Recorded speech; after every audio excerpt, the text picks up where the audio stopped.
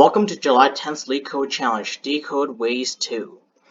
A message containing letters from A to Z can be encoded into numbers using the following mapping. A goes to 1, B goes to 2, all the way to Z goes to 26, because there are 26 letters in the alphabet. To decode the encoded message, all the digits must be grouped, then mapped back into letters using the reverse of the mapping above. There are multiple ways, for example, 111 01 can be mapped into the following: AAJF or KJF. Notice that how you get the parsing of the digits above could be parsed either 1110 or it could be 1110 given here. So basically they're asking you, given this number here, how to go backwards, right? And sometimes the numbers are beside each other, we don't know where to parse it exactly. So note that the grouping 111 06 is not valid because 06 cannot be mapped into F since 6 is different from 06. In addition, the mapping above the encoded message may contain the star character or asterisk, which represents any digit from 1 to 9, where 0 is being excluded. For example, we have 1 star representing the encoded message between 1 to 19, and 1 star, decoding 1 star is equivalent to decoding any of the encoded message above. So given the string S containing the digits and the star character, return the number of ways to decode it. The answer may be very large, so to return the modulo of 10 to the 9. So here's an example here. We're given a string S given star, so we know star representing any character between 1 to 9. So therefore there's 9 possible decode ways to get from star, and therefore the output is 9. Like another similar example here, so we have 1 star. So 1 star represents any number between, the star character represents any number between 1 to 9, so therefore we could make a number from this, from 11 all the way to 19. And notice that it could be 11, 12, 13, 14, 15, 16, 17, 18, 19, or it could be 1, 1, 1, 2, 1, 3, 1, 4, and so on. So there's 19 possible ways. Also known as there's 9 times 2 ways as well.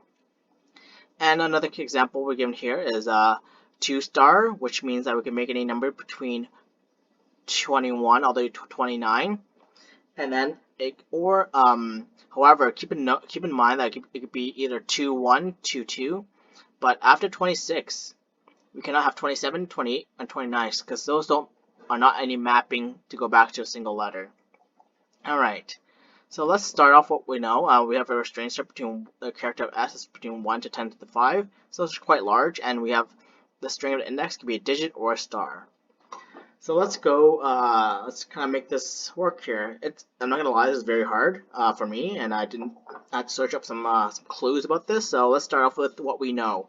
So we know that if the string contains nothing, the return contains 0, the character 0, what we're going to do is we're going to return 0 because there's only one possible answer we can get from it, right? Because 0 is equal to the star of 0, equal to the string of 0, therefore we return 0 because that's our base case there.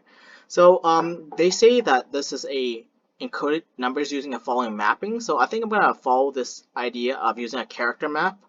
So let's develop a set called char map, which is going to hold our character maps of strings that we know the output is going to be. For example, we know that 0 is going to map to 0 because if we have an input of character 0, we're going to have 0 coming out.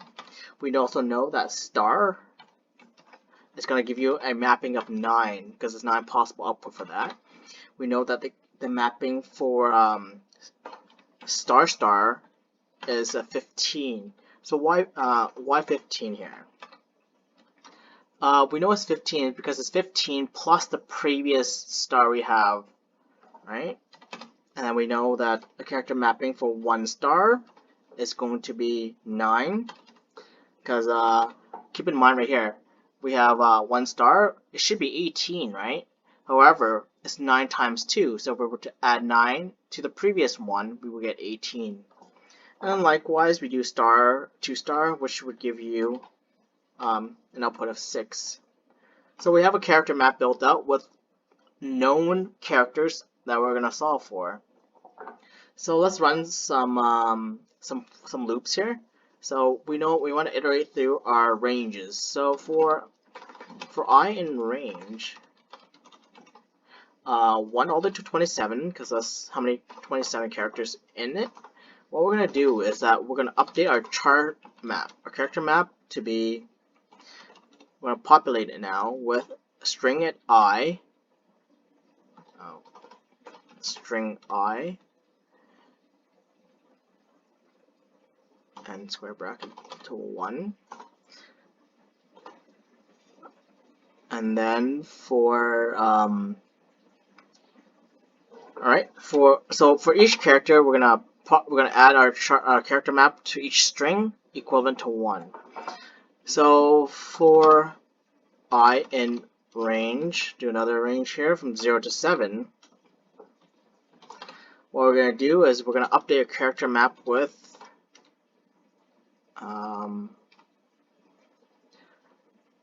the star value.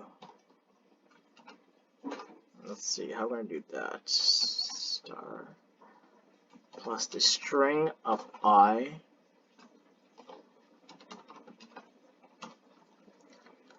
and that's going to be equivalent to 2. And for I in range 7 to 10, we're going to update our character map with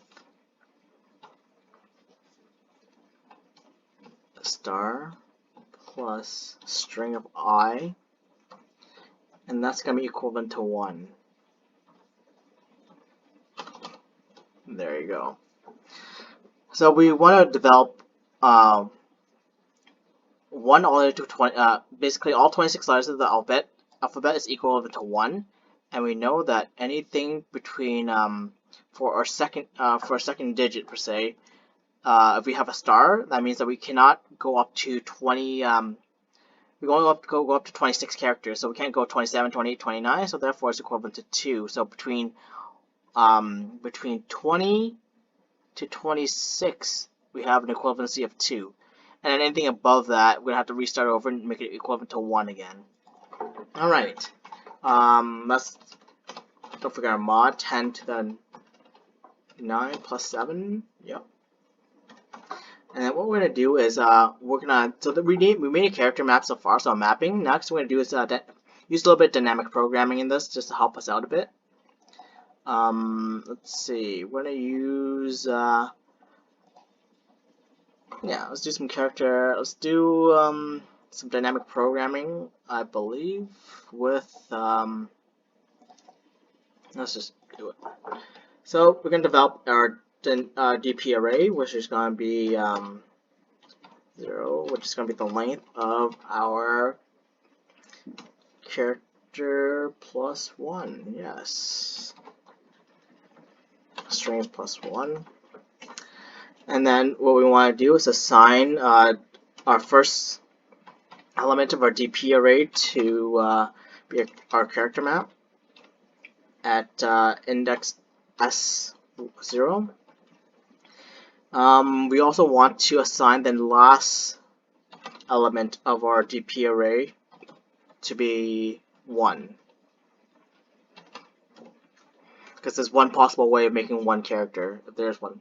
So next thing we want to do is do a for loop here. So another for loop, I should say, for I in range of 1 to the length of the character S, a string S, I should say. What we're going to do is update our dynamic program array at the index I.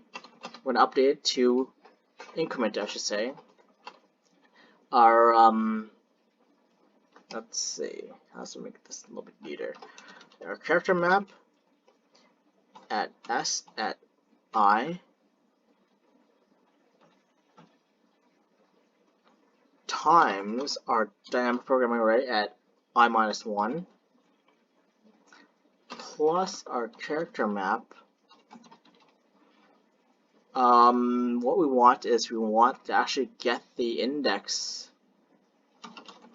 Yes, get the index of I minus 1 position to I plus 1.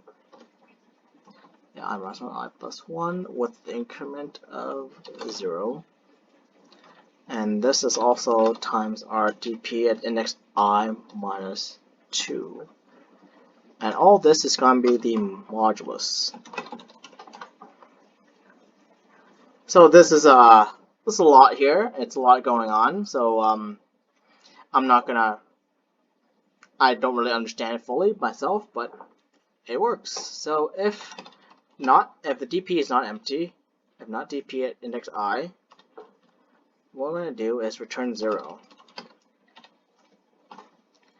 And then at the end of the day, we want to return our answer. So return our dp array at index -2. Okay, let's run this to see if anything is closely remotely works here. 9. Alright, accepted. So this is it's a tough one. So we have a bunch of for loops here, but at the end of the day, the time complexity is actually big O of n because we do loop through each character in our string. So that's in terms of the time complexity. Space complexity, I would say, is big O of n as well because we're storing everything in a dynamic programming array. Yes, is that what we're doing? Yep. So this is a really tough one. I understand the majority of it, except for this last area right here. I mean, this is a dynamic programming question. There's a lot of built-in thing to that for that. There's other ways of doing it as well, using memoization. But that's all I got for you guys today. Take care.